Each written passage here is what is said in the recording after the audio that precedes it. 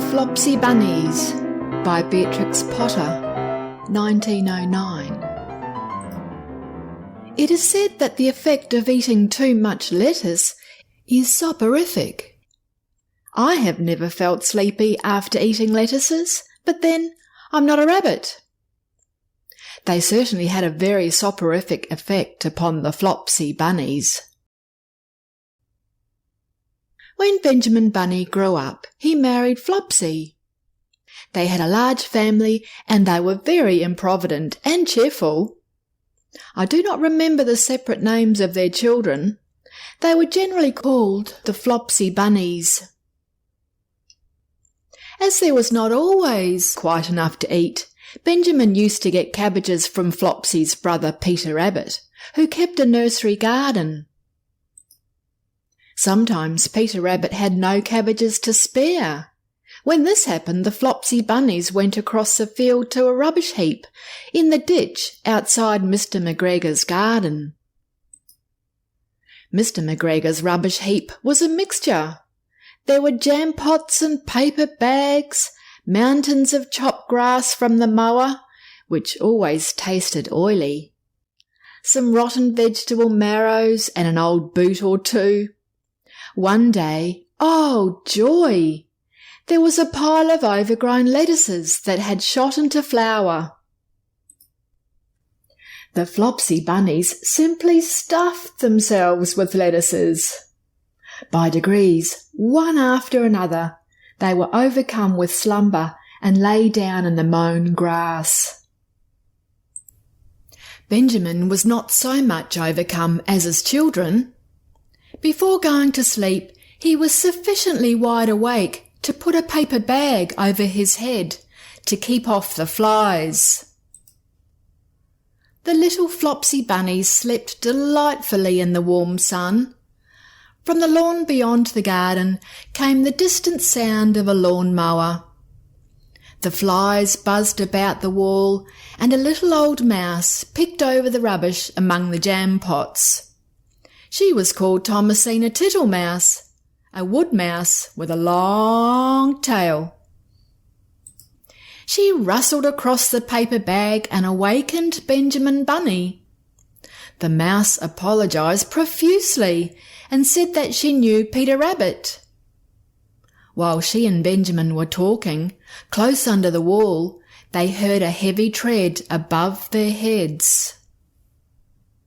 Suddenly, Mr. McGregor emptied out a sackful of lawn clippings right on top of the sleeping Flopsy Bunnies. Benjamin shrank down under his paper bag. The mouse hid in a jam pot. The little rabbits smiled sweetly in their sleep under the shower of grass.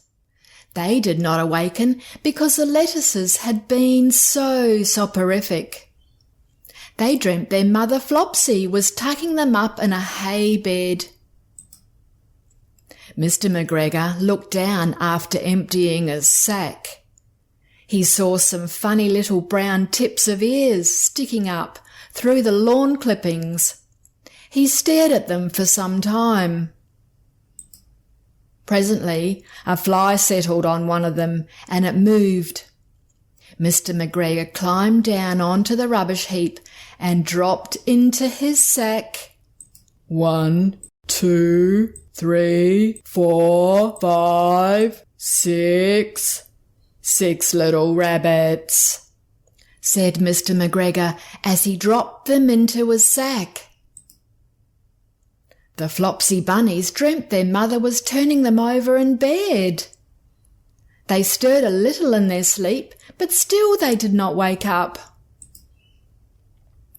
Mr. McGregor tied up the sack and left it on the wall. He went to put away the mower. While he was gone, Mrs. Flopsy Bunny, who had remained at home, came across the field. She looked suspiciously at the sack and wondered where everybody was. Then the mouse came out of her jam pot and Benjamin took the paper bag off his head. They told the doleful tale. Benjamin and Flopsy were in despair. they could not undo the string. But Mrs. Tittlemouse was a resourceful person. She nibbled a little hole in the bottom corner of the sack. The little rabbits were pulled out and pinched to wake them. Their parents stuffed the empty sack with 3 rotten vegetable marrows, an old brush, and 2 decaying turnips. Mr. McGregor came back and picked up the sack and carried it off. He carried it hanging down as if it were rather heavy. The Flopsy bunnies followed at a safe distance. Mr. McGregor threw down the sack on the stone floor in a way that would have been extremely painful to the Flopsy bunnies if they happened to have been inside it. 1, 2, 3, 4, 5, 6. 6 little rabbits, said Mr. McGregor. Hey, what's that? What have they been spoiling now? Enquired Mrs. McGregor. 1, 2, 3, 4, 5, 6 little fat rabbits, repeated Mr. McGregor, counting on his fingers. Don't be daft. What do you mean, you crazy old man? In the sack. 1, 2, 3, 4, 5, 6, replied Mr. McGregor. The youngest Flopsy bunny got up on the windowsill. Mrs. McGregor took hold of the sack and felt it. She said she could feel 6, but they must be old rabbits because they were so hard and all different shapes. Not fit to eat, but the skins will do fine to line my old cloak. Line your old cloak, shouted Mr. McGregor. I shall sell them and buy myself baccy. Rabbit tobacco, I shall skin them and cut off their heads, said Mrs. McGregor. She untied the sack and put her hand inside. When Mrs. McGregor felt the vegetables, she became very, very angry. She said that Mr. McGregor had done it on purpose. Mr. McGregor was very angry too. One of the rotten marrows came flying through the kitchen window and hit the youngest Flopsy bunny. It rather hurt. Then Benjamin and Flopsy thought it was time to go home.